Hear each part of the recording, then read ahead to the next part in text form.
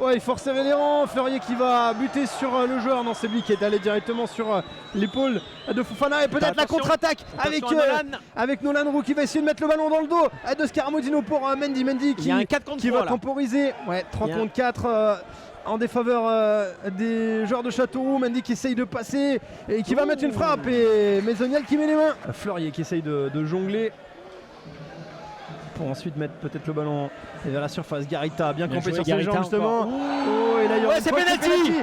C'est penalty. C'est la sérénité à l'état pur. On va voir si le capitaine le confirme. Et c'est en puissance. Voilà le but de Thibaut Jacques. C'est important ce penalty pour les Bressans, vraiment. Et c'est le premier but du capitaine Thibaut Jacques sous les couleurs de Bourg-en-Bresse.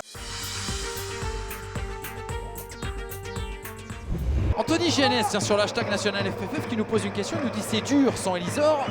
Sur cette action je vais vous répondre après parce que là c'est magnifique. Vers Guillaume Kous, oh il est parfait ce but, il n'y a pas de position de hors-jeu. Et l'ouverture du score du milieu de poche, reconverti en offensif. Le polyvalent Guillaume Kous qui ouvre la marque. Sur Hervé Delamajor qui nous a dit c'est un choix du coach.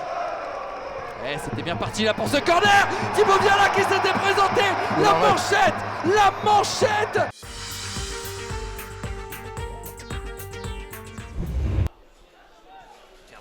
Allongé, voilà, là il y a de l'idée, c'est bien joué pour Remars. Oh super contrôle, superbe là ce que vient de faire Matteo Remars, il va pouvoir centrer.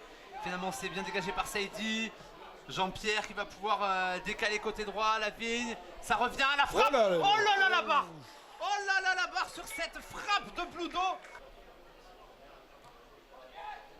Pour les attaquants briochins, il y avait de l'idée encore une fois, Steven Papin au premier poteau. Steven Papin encore une fois qui est servi. Non, non. Penalty, c'est indiscutable cette faute d'Elias Akar. Penalty pour le stade briochin. Papalardo face à Papalardo. Steven Papin qui prend son élan. Oh, ça passe à côté. Oh là là là là là là. Il est peut-être là le premier gros tournant de cette rencontre. Non, c'était James Lemaire qui a pu contrer ce ballon. Aboubakari, nouveau centre côté droit de Kofi, la tête de Jarmouni. Oh quelle parade. Bien vu entre les lignes ici. Avec Durel Avounou en profondeur. Et l'ouverture du score. L'ouverture du score pour Le Mans Football Club qui ouvre la marque à la 44e minute de jeu. Oui, c'est un bon ballon. Avec Da Silva, la légalisation de Geoffrey Turban, 47e minute de jeu. Les Lavallois n'ont pas traîné, un but partout dans ce derby du Maine. On joue la 85e minute de jeu, Julien Bègue au corner. C'est parti, le ballon qui file devant le but, frayeur sur la cage lavalloise.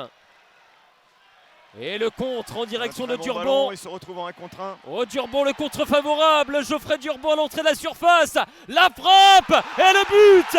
Le deuxième but de Geoffrey Durban. Le stade lavallois mène à la marque. 2-1 pour les Tangos.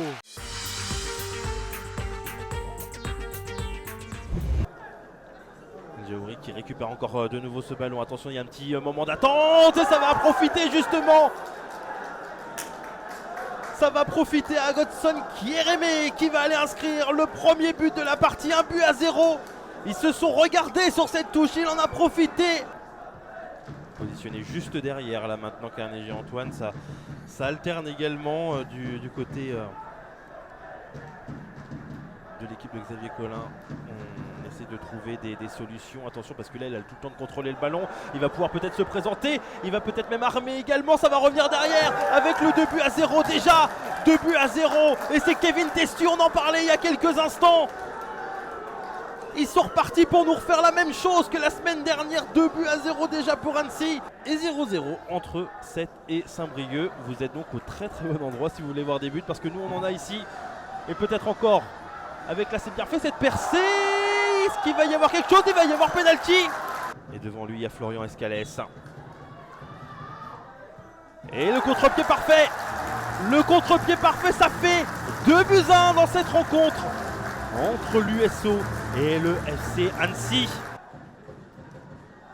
Chercher l'égalisation, c'était au premier poteau. Ça va peut-être revenir dans les pieds d'un joueur Annecy finalement. Non, ça revient sur le côté droit avec la tentative de frappe. L'arrêt.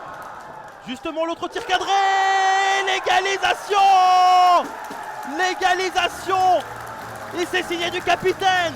C'est Nicolas Sarruf. On a du mal, hein. On a du mal à sortir le ballon. La frappe et la parade de Lambé. C'est Flotac Suarez. Balle en cloche et ça sera pour Geoffrey Lambé. Ouais, qui va jouer rapidement sur Nadir Bellac sur le côté. Ça c'est une passe à la main ça. Ouais. C'est un quarterback de NFL. Ouais, pourquoi le ballon pas. dans le dos pour Bekichi Bien Clodo, joué. c'est la sortie. Bekichi. Qui va redresser. Ah, c'est sauvé. Bien sauvé. Quasi sur la ligne, excellent retour Christolien, c'est pas terminé, Bekichi en retrait, mais c'est tout qui arrive pas à reprendre, Mathieu Gérand, la feinte, Mathieu Gérand derrière.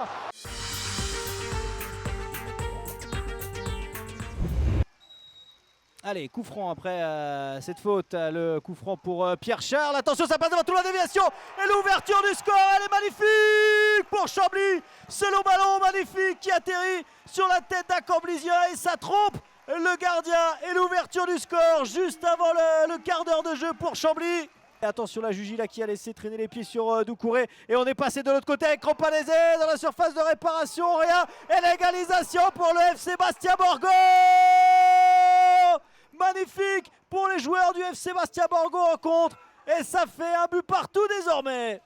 Et on parlait tout à l'heure des blessures craintes par les joueurs. Attention parce que là il y a un bon décalage avec Crampanese.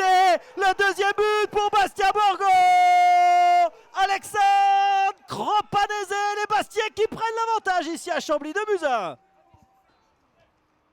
Mais ça va une nouvelle fois à revenir avec Cherdoumbia, la déviation et Mbala. Attention Mbala qui est accroché là, ça sera un carton rouge qui va sortir de la poche de Monsieur Delpech chez Chambly, qui va voir le calice jusqu'à la ligne avec Lucas Camelo, expulsé pour les 10 dernières minutes de cette rencontre. Vous voyez pas ces images, hein, c'est juste en dessous de nous, hein, on est sur un échafaudage, forcément vous voyez pas tout ce qui se passe en bas. Attention parce qu'il y a un long ballon là, il va devoir Balijon s'imposer, ça pose pas, une égalisation pour Grégory Berthier sur cette erreur d'Arnaud Balijon. Chambly qui égalise à 10 contre 11.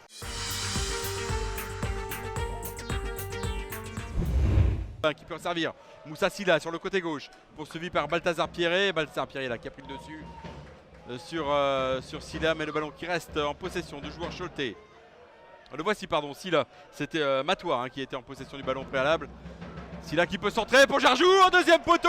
La tête décroisée, c'est l'ouverture du score par Yankouba Jarjou. Il aime bien le prêt de la Libé qui est sur côté droit pour Eno. Le centre d'Eno, le ballon qui est repoussé par Zahri. Le ballon qui est toujours boulonné. Oh attention, il s'écroule là. Penalty. Herman Moussaki, ça sera effectivement un penalty. Allez, c'est parti pour Clark Nsikulu qui s'élance face à Nicolas Kossi. Nicolas Kossi qui est pris à contre-pied et l'égalisation de Clark Nsikulu. Nsikulu encore. Il peut servir Guillaume Béguin, c'est bien joué. Béguin dans la surface de réparation. Et que dit cette fois-ci monsieur l'arbitre? Et cette fois-ci, il désigne le point de pénalty. Il accorde le pénalty. Pour ce face-à-face face à Nicolas Kosic, il a pris son élan et il a pris un défaut, Nicolas Kosic. Et cette fois-ci, c'est Boulogne qui mène au score. Boulogne mène 2-1. Ruffo, c'est bien joué là sur le côté gauche. Le ballon qui est toujours Choletais. Cette fois-ci, c'est un penalty. Oh, c'est une histoire de penalty ce soir, un penalty pour les Choletais. Le duel, Yoann Leméoté qui va s'élancer face à Simon Pont-de-Mai. Yoann Leméoté, Simon Pont-de-Mai, il était tout près du ballon et c'est l'égalisation, 2 buts partout.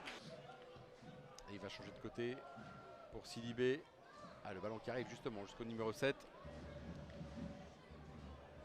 Macan Sidibé qui peut centrer pour Ndjike, c'est bien joué. Oh, avec cette frappe qui termine au fond des filets. Un but d'école marqué par Tony Ndjike. Ça fait désormais 3 buts à 2.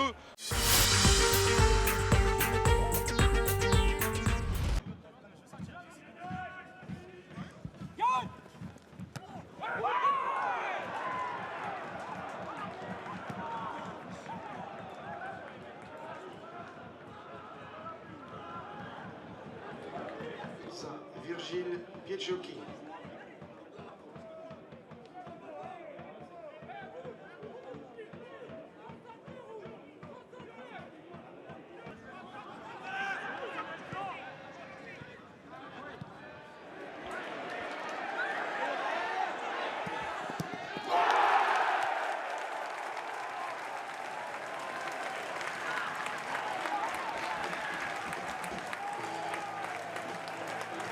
22, Antoine Ramirez.